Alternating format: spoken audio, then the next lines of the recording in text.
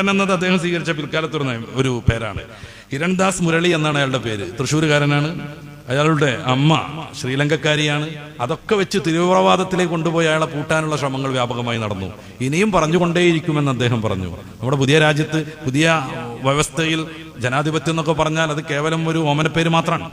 ഭരണാധികാരികളെ വിമർശിക്കാൻ പറ്റൂല, ശക്തമായ കേസ് വരും.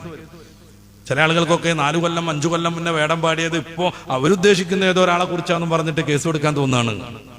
അവരുദ്ദേശിക്കുന്ന ഏതോ ഒരാളെ കുറിച്ചാണെന്ന്.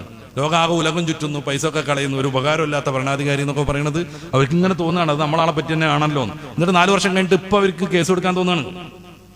ഇയാൾ ഏറ്റവും ശ്രദ്ധേയനാകുന്നത് അയാളുടെ 2020 വന്ന ഒരു ആൽബം ഉണ്ട്. അയാൾ തന്നെ രചിച്ച, അയാൾ തന്നെ പാടുന്നത്. വോയിസ് ഓഫ് ദി വോയിസ്ലെസ് എന്നാണ് അതിന്റെ പേര് പോലും. ശബ്ദമില്ലാത്തവരുടെ ശബ്ദമാണത്. അത് ശരിക്കും വേടൻ ഉയർത്തിക്കൊണ്ടിരിക്കുന്നു. അത് പലർക്കും അലോസരം സൃഷ്ടിക്കുന്നു.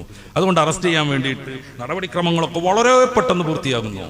പലരുടെയും ആനക്കൊമ്പും പലരുടെയും പുലിനഖവും പുലിപ്പല്ലും ഒക്കെ ഇതിന്റെ മുന്നേയും വാർത്ത വന്നിട്ടുണ്ടെങ്കിൽ അവരുടെ വീട്ടിലേക്ക് ഒരു FIR ഇടാൻ പോലും ഒരു പോലീസുകാരന് പോയിട്ടില്ലെങ്കിൽ വേടന്റെ കഴുത്ത് തൂങ്ങിക്കിടക്കുന്ന വെള്ള സാധനം പുലിപ്പല്ലാണെന്ന് പറയുകയും തീരുമാനിക്കുകയും അറസ്റ്റ് ചെയ്യുകയും ചെയ്യുന്നു. വിവിധ വകുപ്പുകൾ വളരെ പെട്ടെന്ന് ജാഗരൂകരാകുന്നു. ഇത് സ്വാഭാവികമായി വിമർശിക്കപ്പെടേണ്ടതാണ്.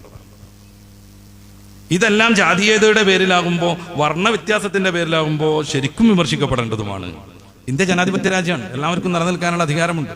നമ്മുടെ ഭരണത്തെയും ഭരണകൂടത്തെയും നമ്മുടെ ഭരണ സംവിധാനങ്ങളെയും എല്ലാവരും ന്യായീകരിച്ചു കൊണ്ടിരിക്കണം എന്ന് ഇന്ത്യയിൽ നിയമമല്ല.